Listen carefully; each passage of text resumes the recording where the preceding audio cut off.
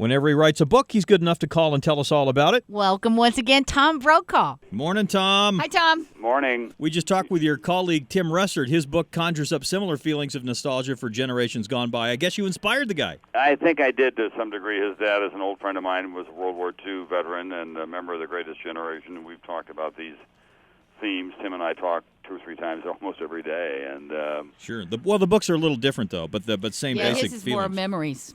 Growing up with guy. Dad, and yours are more directly from the front. Is this a straight-up reissue of the original book of the same name, or did you gussy it up a little? Not that it needed gussying. No, I didn't. I wrote a new preface, and we added to it the DVD from the original documentary that I did on NBC, and people have been very responsive, I think, to that. You know, we need to show this It was 6 years DVD. ago that it first came out, and Yeah. no one, I think, could have anticipated that it would have the kind of enduring appeal that it has had. It's been very gratifying. We need to show this DVD in schools so that the kids so, of today can get an idea of what the people behind us did and for us.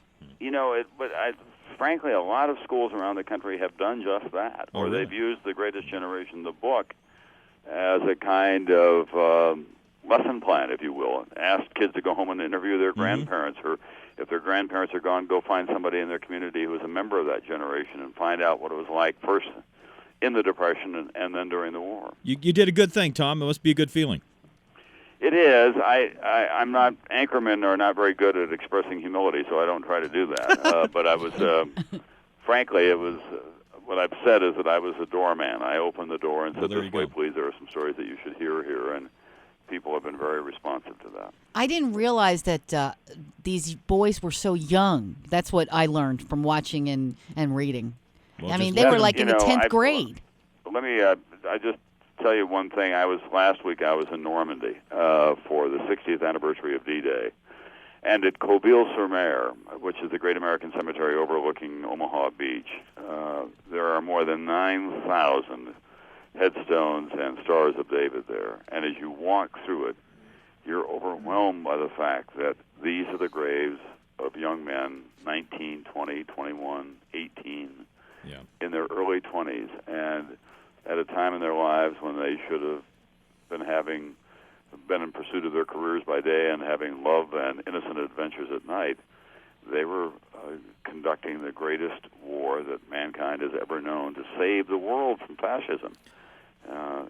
It's a great tribute. Well, I know, but at the time, maybe they didn't realize what they were doing. The thing that strikes me about most of these guys who served in various wars gone by and saw their buddies cut down on the line of duty or that were maybe injured themselves is their reluctance or perhaps their inability to talk about it. Why do you think that is, Tom? Do you think maybe the great life question of why they were there, maybe not realizing it at the time, why they survived, what it's all about is so tough to grapple with, they'd just rather not discuss it because they have no answers? I mean, like you said, you gave the reason there, but maybe they don't.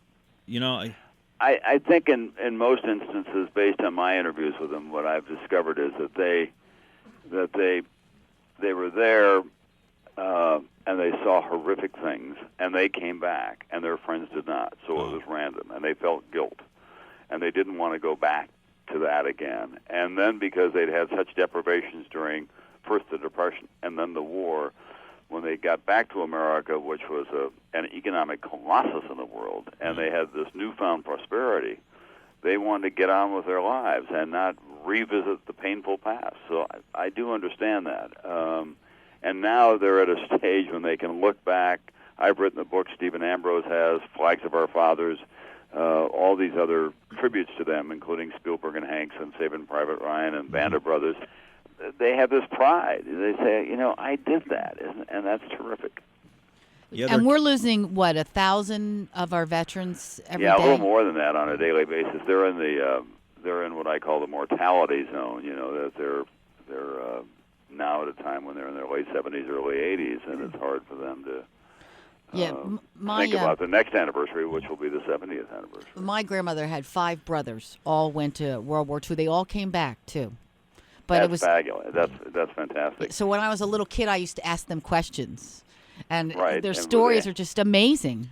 The survivors you interviewed expressed no regret for the enemies they had to kill, the injuries they sustained. They had a job to do. They got the job done, period. No whining, no moaning about it. If nothing else, they had real backbone, and they came back to this country, and they helped make it strong in so many ways with a level of appreciation for the American way of life, a work ethic second to none, and their children in many cases didn't understand them, like they didn't talk about it. The kids worked to live. The dads lived to work. And though a lot of their offspring were successful in many cases, the fathers considered them slackers because the kids never knew true want. Do you think we're going to see a new greatest generation, Tom, in the wake of today's war against terror and dictatorships? I'm getting ready to make my commencement speech at Northwestern this weekend, and I've been talking about this. That this generation is a remarkable generation as well. They volunteer for big projects all over the world with AIDS and refugee resettlement and medical care that is needed.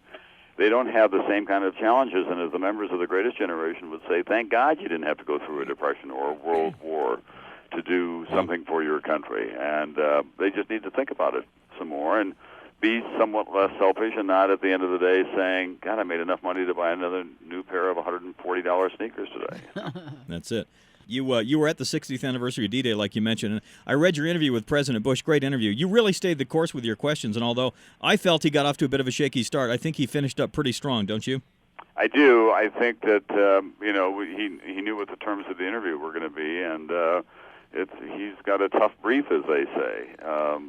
I do think that he's overreached a bit when he compares World War II with now in terms of the order of magnitude, and that's why I wanted to pursue that. But the end was a very pleasant interview, and I had interviewed President Chirac of France on Friday, and he was very curious about what the president had to say. Tom, I got one more question. You wrote 4 books now. This is your 4th book, technically, right? So what was the biggest surprise of all the books? What did you learn from these books? That I could write a book. That, I've been writing essays and magazine articles for a long time. A book is a different order of magnitude, obviously. And I think the biggest surprise was that it touched so many chords down through the generations, that there was a real appetite, not just for the generation that I wrote about, but among their children and grandchildren as well. And it caused the country to pause, take stock of where it is and where it wants to go. And say thank you. Say thank you. And that's as a journalist, you're always hoping that what you do will have some impact, but I could not have anticipated the strength of the impact of this one. And retirement looms, Tom. What's the first thing you're going to do? Go back to L.A. and find out, Paul Moyer's still doing it at Channel 4? No, what I'm going to do, first thing is probably travel to Patagonia down in southern Argentina and Chile. Beautiful area. Yeah, I love it. It's Are you going to climb mountains? Do you climb mountains? Yeah, there's a peak that we're looking at. I have a friend, Yvon Chouinard, who's named his company after Patagonia, and we have a little group called the Do Boys. We try to go do things together, so we're looking great. At stuff. Well, have fun, Tom. Thanks for the book. Thanks for everything. Thank you both very much. Thank you. Appreciate you. Bye.